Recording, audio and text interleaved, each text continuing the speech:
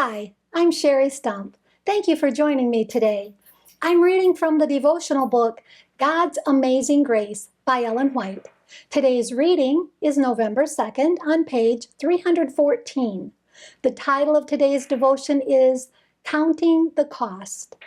In Philippians chapter 3 and verse 7, it says, "But what things were gain to me, those I counted loss for Christ."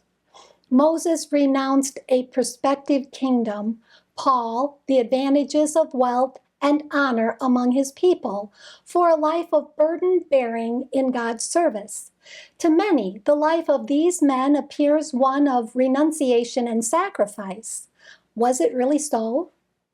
Moses was offered the palace of the pharaohs and the monarch's throne, but the sinful pleasures that make men forget God were in those lordly courts, and he chose instead the durable riches and righteousness, Proverbs 8:18. Instead of linking himself with the greatness of Egypt, he chose to bind up his life with God's purpose. Instead of giving laws to Egypt, he, by divine direction, enacted laws for the world.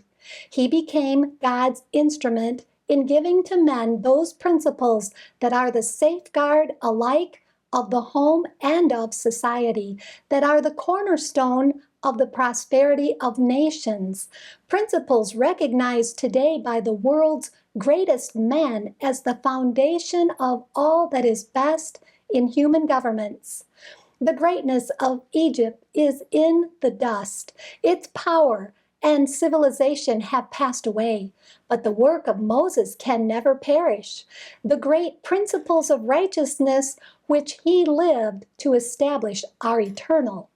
With Christ in the wilderness wandering, with Christ on the Mount of Transfiguration, with Christ in the heavenly courts, his was a life on earth, blessing and blessed, and in heaven honored. Paul also in his manifold labors was upheld by the sustaining power of his presence. "I can do all things," he said, "through Christ which strengtheneth me." Philippians 4:13. Who can measure the results to the world of Paul's life work?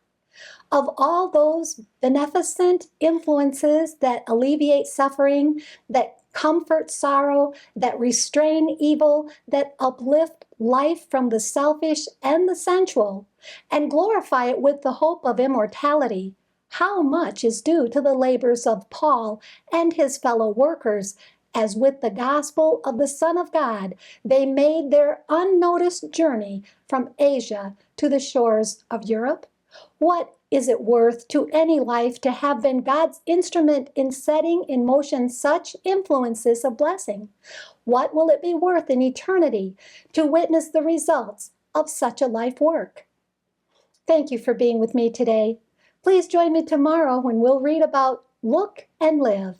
And may God bless you abundantly, above all you can ask or think.